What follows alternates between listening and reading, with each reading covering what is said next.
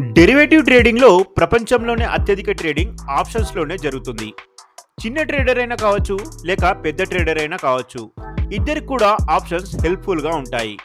అందుకే ఈరోజు ఆప్షన్స్ గురించి తెలుసుకుందాం. ఈరోజు మనం ఆప్షన్స్ అంటే ఏమిటి, ఆప్షన్స్ బై చేయడం అంటే ఏమిటి, ఆప్షన్స్ ఎన్ని రకాలు వంటి విషయాలు తెలుసుకుందాం.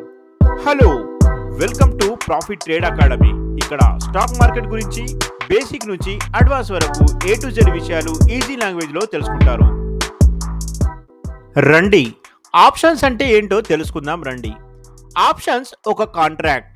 దీన్ని బై చేయడం వల్ల ఏదేని వస్తువుని ఫ్యూచర్లో ఒక ఫిక్స్డ్ డేట్న ఒక ఫిక్స్ ప్రైస్కు బై లేదా సెల్ చేసే హక్కు దొరుకుతుంది. అయితే ఈ హక్కును మనం ఉపయోగించాలా వద్దా అనేది మనపై డిపెండ్ అయి ఉంటుంది. మనకు దాని నుంచి ప్రాఫిట్ దొరుకుతుందని మనకు అనిపించినప్పుడే మనం ఆ హక్కును వినియోగించుకుంటాం. ఎగ్జాంపుల్ కోసం, రమేష్ అనే వ్యక్తి ఒక వ్యాపారవేత్త.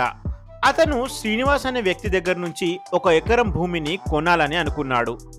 దీని యొక్క మార్కెట్ ప్రైస్ ఇప్పుడు 10 లక్షల రూపాయలు. ఈ భూమికి కొంత దూరంలో ప్రభుత్వం ఒక ఎయిర్పోర్ట్ను నిర్మించాలని నిర్ణయం తీసుకుంటుందని వార్త వచ్చింది. రమేష్కి తెలుసు, ఒకవేళ ప్రభుత్వం ఈ నిర్ణయం తీసుకుంటే ఈ భూమి ధరకు రెక్కలొస్తాయని. దీన్ని దృష్టిలో ఉంచుకొని రమేష్ ఇప్పటి మార్కెట్ ప్రైస్ 10 లక్షలకు ఆ భూమిని కొనాలని అనుకుంటాడు.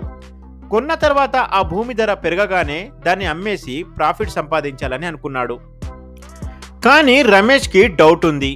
ఒకవేళ ఏదేని కారణంతో ప్రభుత్వం ఎయిర్పోర్ట్ నిర్మించాలని నిర్ణయం వెనక్కి తీసుకుంటే అతని యొక్క 10 లక్షల రూపాయలు ఇరుక్కుపోవచ్చు. ఈ రిస్క్ని దృష్టిలో ఉంచుకొని రమేష్ శ్రీనివాస్కి మొత్తం డబ్బులు ఇవ్వక కేవలం 50,000 టోకెన్ అమౌంట్ను మాత్రమే ఇచ్చాడు. అతను ఆ భూమిని ఇప్పుడు కాకుండా ఇప్పటి నుంచి 3 నెలల తర్వాత 10 లక్షలు చెల్లించి భూమిని కొంటానని అగ్రిమెంట్ చేసుకుంటాడు. ఒకవేళ రమేష్ తాను 3 నెలల తర్వాత ఆ భూమిని కొనొద్దని నిర్ణయం తీసుకుంటే అతను ఇచ్చిన టోకెన్ అమౌంట్ 50,000 రూపాయలు శ్రీనివాస్ తీసుకోవచ్చు. ఈ విధంగా 50,000 ఇచ్చి రమేష్ శ్రీనివాస్తో కాంట్రాక్ట్ చేసుకొని 3 నెలల తర్వాత భూమిని కొనే హక్కును తీసుకుంటాడు. ఈ రకమైన కాంట్రాక్ట్నే మనం ఆప్షన్స్ అని పిలుస్తాము. మనం ఆప్షన్స్ కొంటే ఫ్యూచర్లో ఏదేని ఒక వస్తువుని ఒక ఫిక్స్ ప్రైస్కి బై లేదా సెల్ చేసే ఒక ఆప్షన్ దొరుకుతుంది.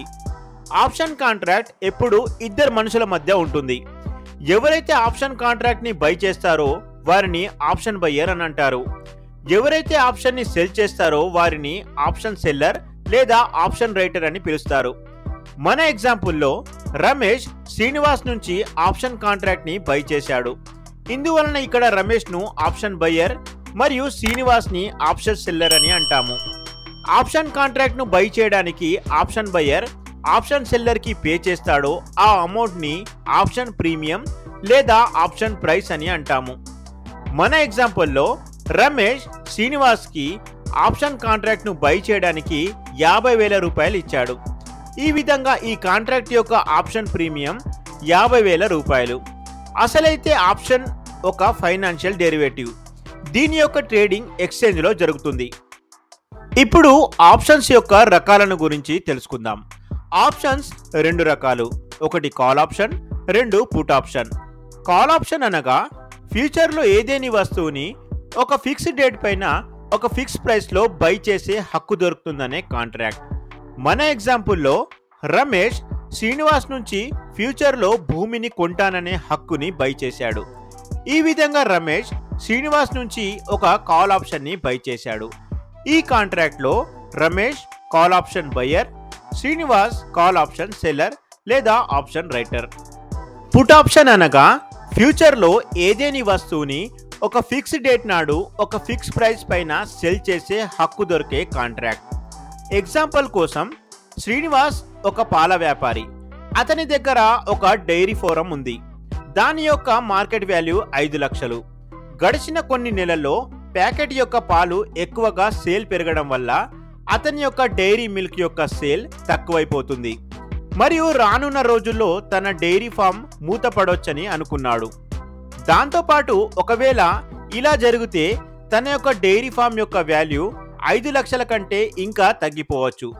దీన్ని దృష్టిలో ఉంచుకొని శ్రీనివాస్ తన డైరీ ఫారంను ఇప్పటి మార్కెట్ ధర 5 లక్షలకు సెల్ చేయాలని నిర్ణయించుకున్నాడు. కానీ అతనికి డౌట్ ఉంది. ఒకవేళ జనాలకు ప్యాకెట్ పాలు నచ్చకపోతే మరలా తన డైరీ ఫామ్ మిల్క్ యొక్క సేల్ పెరగొచ్చు.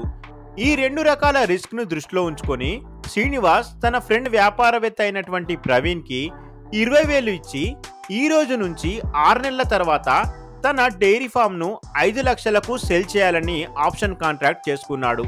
అంటే శ్రీనివాస్ కు 5 నెలల తర్వాత 5 లక్షల ధరకు తన ఫారం ను అమ్మే ఆప్షన్ ఉంది.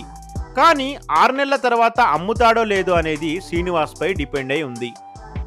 ఒకవేళ శ్రీనివాస్ తన ఆప్షన్ ని యూజ్ చేసుకొని తన డైరీ ఫారం ను అమ్మాలని నిర్ణయం తీసుకుంటే ఆ డైరీ ఫామ్ యొక్క విలువ 5 లక్షల నుంచి 2 లక్షలకు తగ్గిపోయినప్పటికీ అతని ఫ్రెండ్ ప్రవీణ్ 5 లక్షల ప్రైస్ కి కొనాల్సిందే. ఈ విధంగా శ్రీనివాస్ తన ఫ్రెండ్ ప్రవీణ్ నుండి ఫ్యూచర్ లో తన డైరీ ఫారం ను 5 లక్షలకు అమ్మే ఆప్షన్ కాంట్రాక్ట్ ని బై చేశాడు. ఇటువంటి కాంట్రాక్ట్ నే మనం పుట్ ఆప్షన్ అని పిలుస్తాము. ఈ కాంట్రాక్ట్ లో శ్రీనివాస్ ను పుట్ ఆప్షన్ బయ్యర్, ప్రవీణ్ ను పుట్ ఆప్షన్ సెల్లర్ లేదా పుట్ ఆప్షన్ రైటర్ అని అంటాము. మొట్టమొదటిసారిగా ఆప్షన్ కాంట్రాక్ట్లను అగ్రికల్చర్ ట్రేడర్స్ స్టార్ట్ చేశారు. దీంతో సప్లై మరియు డిమాండ్ ఎక్కువ తక్కువ అయ్యే సందర్భంలో ధరల్లో మార్పుల్లో లాభం పొందడానికి మరియు లాస్ నుంచి మినహాయింపు పొందడానికి వీటిని స్టార్ట్ చేశారు. కానీ ఈ కాలంలో ఆప్షన్స్ ప్రపంచంలోనే అత్యధిక ట్రేడింగ్ జరిగే డెరివేటివ్ అయిపోయింది. సో ఇది ఆప్షన్ ట్రేడింగ్ పైన గల వీడియో. ఈ వీడియోలో ఆప్షన్స్ అంటే ఏమిటి, దీన్ని బై చేయడం అంటే ఏంటి, మరియు ఇది ఎన్ని రకాలు వంటి విషయాలు తెలుసుకున్నాం. ఈ వీడియో మీకు ఇన్ఫర్మేటివ్ అనిపిస్తే లైక్ చేయండి. ఈజీ లాంగ్వేజ్ లో షేర్ మార్కెట్ గురించి తెలుసుకోవాలనుకునే వారికి షేర్ చేయండి. మరిన్ని వీడియోల కోసం సబ్స్క్రైబ్ చేసుకోండి. Thanks for watching.